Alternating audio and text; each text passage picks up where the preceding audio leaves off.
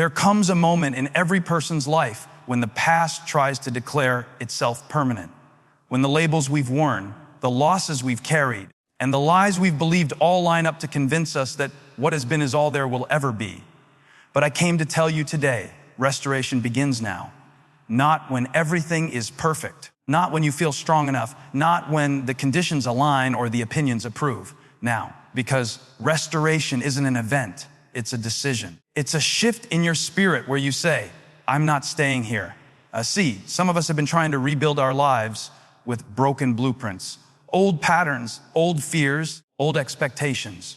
But restoration doesn't start with what you lost. It starts with what's left. And what's left is more powerful than what left. You might feel like the ruins are too big, the years too many, the damage too deep. But hear me, ruins are the perfect setting for resurrection. Restoration begins when you dare to believe that your story is not finished, when you stop rehearsing the pain and start expecting promise. When you remember that even if you feel empty, God never starts with full hands. He starts with willing hearts.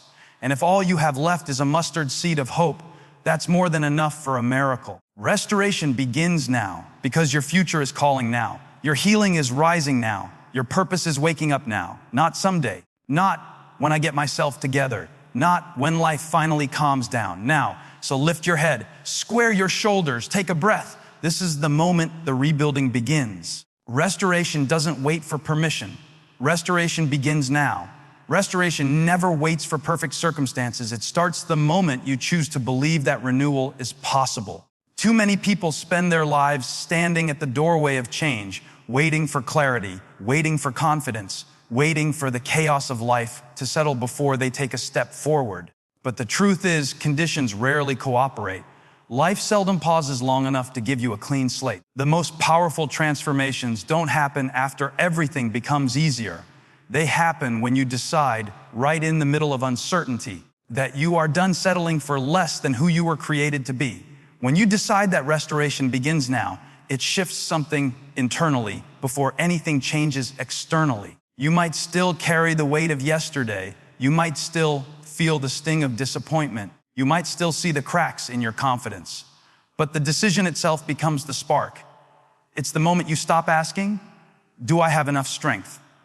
And start declaring, strength will meet me on the way. Restoration doesn't begin with evidence, it begins with intention. And intention has a way of pulling reality into alignment with what your heart has already accepted. The danger is that we often tie our healing to external conditions. I'll move forward when I finally feel ready, or I'll forgive when they apologize, or I'll try again when things calm down. But readiness is a mirage.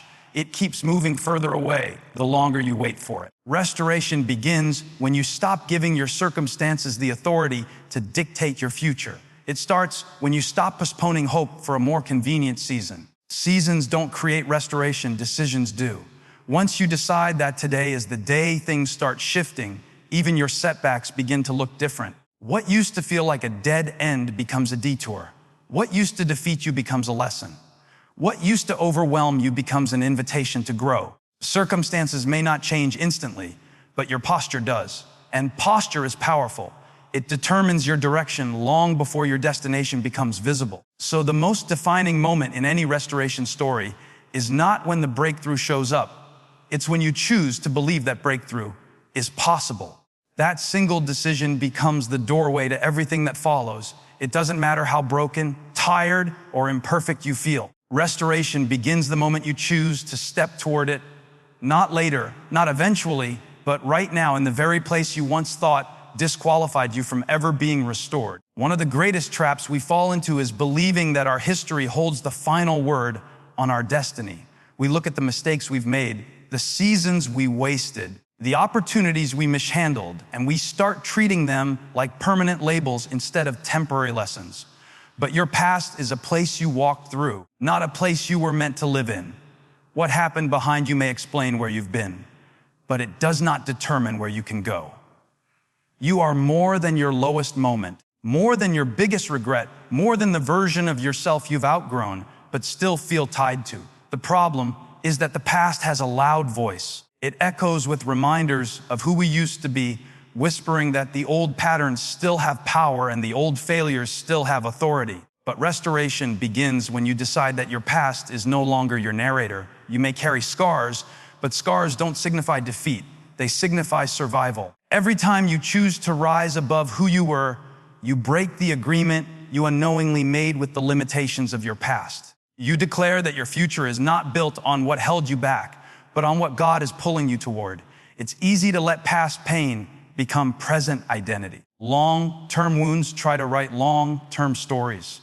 But just because something shaped you does not mean it has the right to define you. Some of the greatest transformations begin when you allow the past to remain in its proper place as a teacher, not a master. What once hurt you can become what strengthens you. What once shamed you can become what equips you. What once limited you can become the very thing that launches you into a future you never thought you could access. When you stop giving the past the power to name you, you make room for your purpose to speak louder. Your destiny doesn't consult your history before it calls your name. Sometimes the people around you may still see who you used to be, but that doesn't obligate you to remain that version. Growth is not a betrayal of your past, it's the fulfillment of your potential. And every step you take toward healing, toward hope, toward restoration is an act of rebellion against the belief that your story is finished. Your future is bigger than your failures, stronger than your struggles, and more spacious than the chapters that tried to confine you. The past may have shaped your foundation, but it cannot set your ceiling. The moment you decide your future is not defined by your history, you step into a new beginning, one that your past cannot cancel, your mistakes cannot erase, and your fears cannot dictate. So many people stay stuck because they're staring at what walked away, what fell apart, or what didn't turn out the way they hoped. They exhaust themselves replaying the losses, measuring the gaps, and wondering how they can rebuild when so much seems missing. But restoration doesn't begin with what has disappeared. It begins with what remains. Every great rebuilding in history, every comeback, every revival, every breakthrough has always started with a remnant, a small piece, a fragment, a fraction. And that fraction is enough when you place it in the right hands. When you focus on what you've lost, your vision shrinks, your faith weakens, and your hope dries up. But when you shift your attention to what you still have, your resilience, your breath, your purpose, your spark, it changes everything. What's left becomes the seed of what's next. You may feel like you only have a little strength, a little clarity, a little courage, a little faith, but little is not a limitation. Little is the beginning of multiplication. Restoration rarely starts with abundance. It starts with availability. The truth is, what you lost is not required for what you're becoming. If it were essential, it would still be with you. Sometimes things fall away not because you're failing, but because you're being freed. You can't build a new chapter with materials from an old season that wasn't meant to last. What remains is what is aligned with your future. What remains is what can carry the weight of what God is preparing. And what remains is always enough to begin again. When you start valuing what's left instead of mourning what's missing, you shift from defeat to purpose. You begin to see potential where you once saw only emptiness. You recognize that a broken piece can still be the beginning of a masterpiece. You realize that even if you feel you're standing in ruins, those ruins can become the foundation for something stronger than what stood before. Restoration is not about returning to what was, it's about transforming what is. So even if all you have left is a whisper of hope, a single open door, a faint desire to try again, or a fragmented dream that hasn't fully died, start there. That small, overlooked remnant might be the very thing that carries you into a restoration far greater than the life you thought you lost. Your comeback won't be built on scarcity. It will be built on the strength of what remains. We tend to see ruins as evidence of failure, shattered dreams, broken relationships, collapsed plans, things that didn't survive the pressure we were under.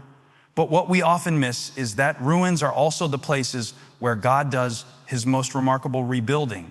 When everything familiar has crumbled, when the old structures can no longer stand, when the life you once depended on no longer fits, those ruins become the clearing where something new can finally take shape.